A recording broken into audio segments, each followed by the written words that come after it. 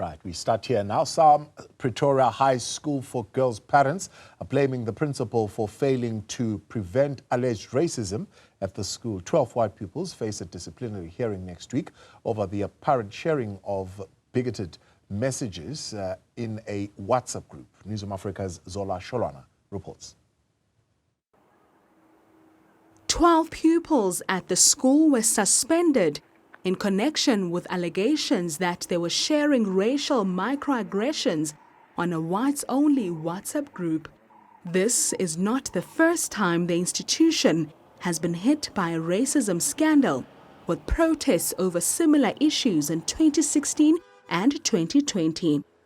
Parents have put the blame on the school principal. She saw all the racial things that those girls were saying. She decided not to do anything. Instead, she wanted it not to leave her office. But unfortunately, it left her office. And the head of disciplinary had even told our daughters to say that in 2016 and in 2020, a black minister, which is Panyaza Lesufi, and his black lawyers couldn't do anything to them. And they are not going to do anything now. So whatever they're doing, it will be in vain.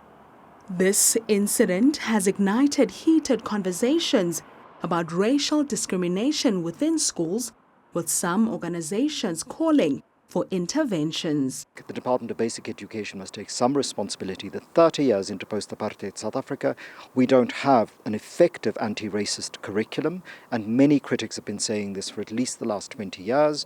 The new minister has to get more players on board and perhaps pay greater attention to not just the spectacular issues which do need to be resolved, infrastructure, pit latrine toilets, but also curriculum reform. We need better history curricula, we need better social science curricula, we need transformed language and literature curricula, because it is through those that we will see an anti-racist education take hold in our practice. More claims have surfaced that rules are being applied selectively, saying the school is harsher on black pupils. Black girls have harsher treatment. So, for example, there is a school code of conduct. If a black girl commits something that is against the school of conduct, they will be immediately dealt with. And it will be a thing that they will make an announcement to say, yeah, your hair wasn't right. It's 2 colors, you know that you're not supposed to dye your hair. So according to this is how we're going to deal with it. Everything is harsh. We as the parents, we thought it was discipline.